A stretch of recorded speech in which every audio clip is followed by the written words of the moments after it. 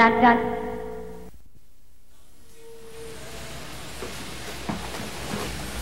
Good. The doctor's left us alone. I can finally talk to you. Come closer, humble viewers, come closer. Yes, it is I, your host, your very sane host, William Changer, reporting undercover from the psychiatric institution. Many of you may have wondered over the past few months, what's up with Bill? Is he sane or what? Well, I assure you, humble viewers, I have not gone off the deep end. I have not gone around the bend, no. I've been spending my time uncovering the truth, and that is why I faked my insanity to get in here. I shall soon have the report of all for you. Remember the totalists, and remember, humble viewers, you and I together, we are family. We are family.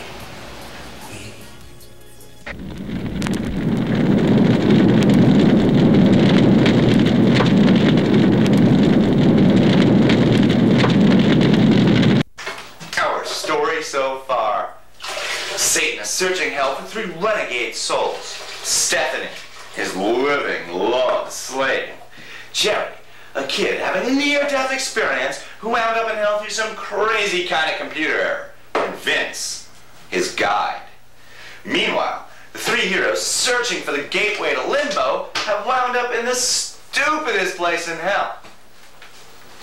Have you found anything yet? Nah, nothing. Hey, what are you guys doing in my kitchen? Kitchen? This ain't no kitchen. This is hell. Look, I know it's not the greatest, but the rent's really cheap. I wish it were bigger. I'd love to have room for a butcher block or something.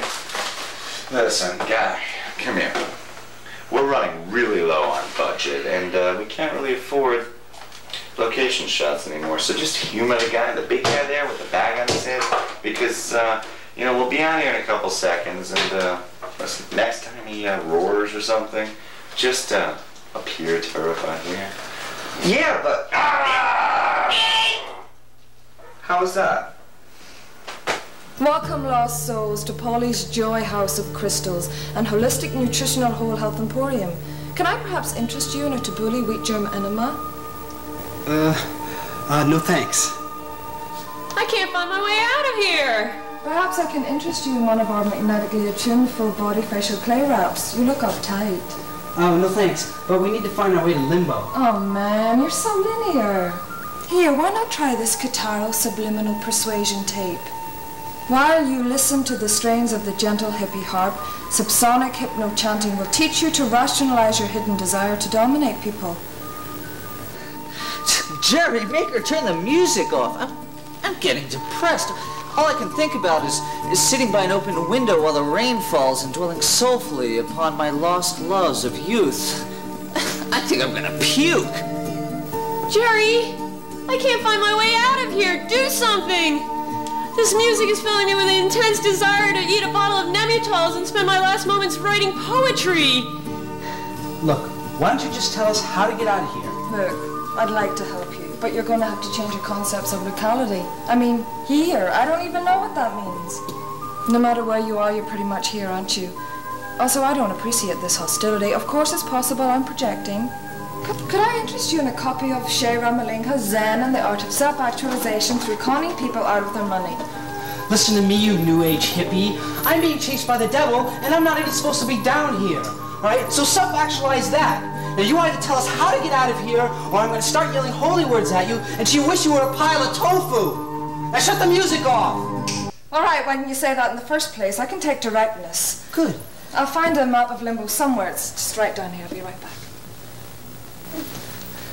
Hey, that was real impressive, Jerry. Real forceful. Nice work. Thanks. You know, I think I'm experiencing character growth. Perhaps I deserve to live after all. Tell Mr. Satan I've got him down here in my shop and I'll stall them till he gets here. Do it fast. One of them's a real live one. I don't know how long I can keep him from using holy words. I know that silly old map is around here somewhere. I always misplace things. My past life therapist says it's a way of preventing me from progressing on my path life. I'm a little worried about the whole thing. One day when he was giving me a massage... What's all that smoke? Smoke? Oh, I don't smoke. It's a filthy habit, an unconscious death wish. I think your complaints about smoke in my shop are a form of denial of the spiritually clean environment I've created here. You're afraid to grow. No, there is smoke. Yeah. There's something burning. I'm what's burning, Vince. Burning mad. You've had your little dance, now it's time to pay the pooper. Piper. Nuts! I blew it. Had this whole terrifying entrance planned and I blew it. Hang on, maybe I can salvage this. I'm the devil.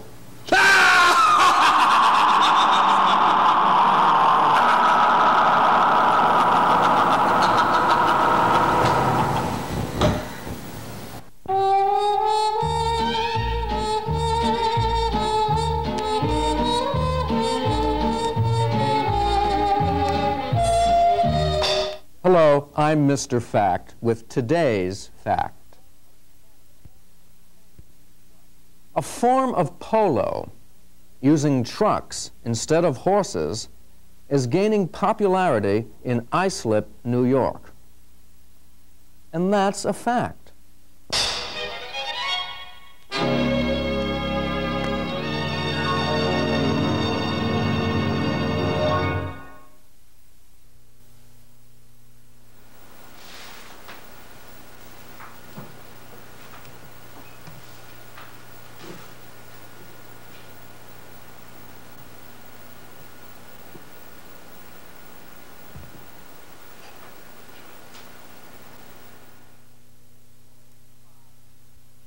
I remember seeing it. I was around 5, I guess. Yeah, it always reminded me of a cartoon. I was with my mother when I saw it for the first time. We were pulled over next to it. She was speeding.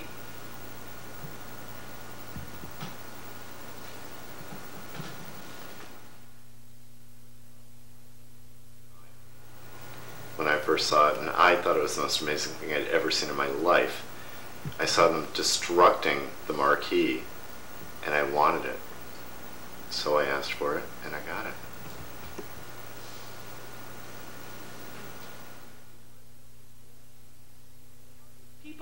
People are so serious. They just don't know when to quit, and I don't know when to take them serious. But when I saw this thing, it winked at me, and I had to laugh. I just couldn't believe this was happening.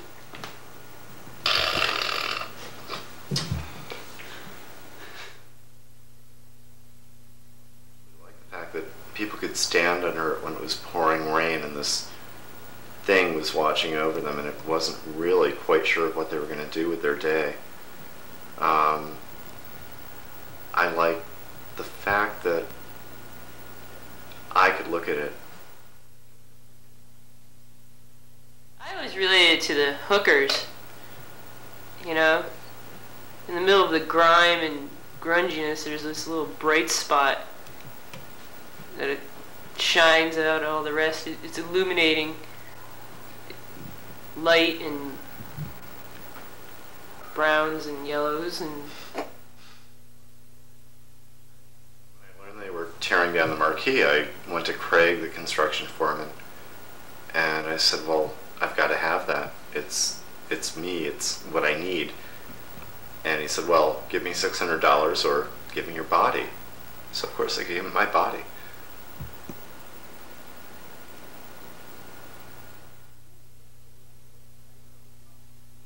From the day it winked at me, I knew it was mine. I knew we were meant to be. And I'm walking down the street one day, thinking about it, nothing much happening, and I see these two people bartering. And I crashed out. I said I had to have it. And this guy was thinking he's going to give his body for this. I gave my soul. It was like the devil. It possessed me. I met this woman that was working in the federal building during some obscure hurricane that they have up here, and it flew by her window, and she had to have it too.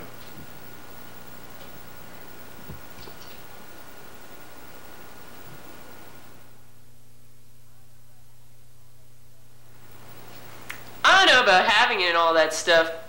I just like looking at it.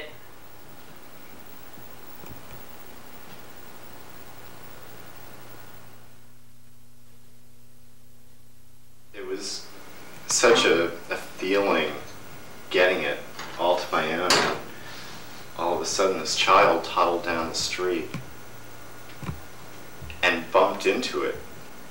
It fell down, it broke. I wasn't even mad, I was so hurt because I loved this so much and I wanted it so much. And now I have it, but it's broken.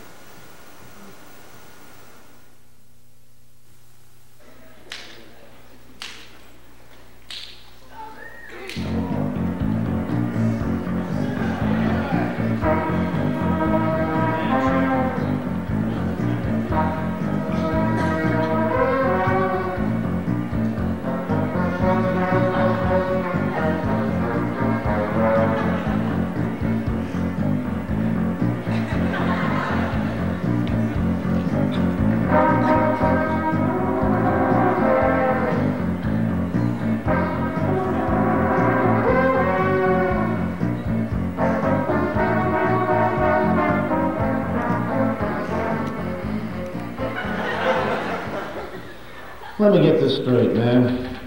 You claim you were attacked last night? Yes, I was. And could you tell us something about the assailant? Oh, officer, it happened so fast and it was so dark. Let me think. I think my attacker was tall. Tall? Yes, whoever it was very tall. Very tall. Is there anything else you can remember? I think the assailant was attractive. I remember the assailant was very attractive. Oh yes, and whoever it was thin. Very, very thin. Thin? Yeah. I know it was dark in the alley, ma'am. Is there anything else you can tell us? I remember the gun, and the attacker was definitely right-handed. Right-handed. A cigarette. I remember a cigarette. All right, now. I'd like you to turn around and take a good look at the lineup. Do any of these people look familiar? Yes. It was all of them. They're all guilty. They're all guilty?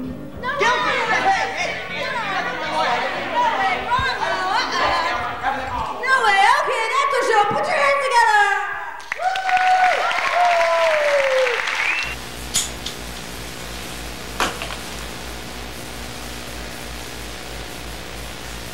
The patient's name is William Changer, a 34-year-old white male who's a resident of East Providence, Rhode Island. He was committed by his employers for psychiatric evaluation following a recent alleged abduction. Mr. Changer was employed as a television host on Tacamo Television in Providence, Rhode Island. 3 months prior to admission, Mr. Changer was allegedly abducted following a fundraiser for his employers. The patient reappeared on the night of his admission and was judged by his rescuers to be in a delirious state and talking nonsense. The patient's childhood was apparently uneventful except for a previous disappearance at the age of 12 years old, when the patient returned to his school after 2 months' absence and claimed to have been kidnapped by gypsies. It's uneventful. No psychiatric evaluation was conducted at that time. Mr. Changer was divorced from his wife of 2 years only 6 months prior to admission. His ex-wife states that they are still friends.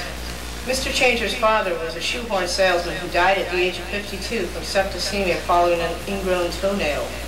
The patient's mother entertained troops in World War II and was killed by a howitzer shell in the line of duty.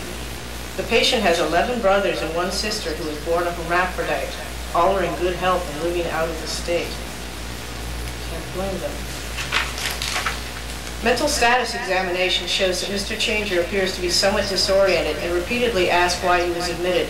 He claims to have no memories of the past 3 months except for hazy visions of a kitchen and lobsters.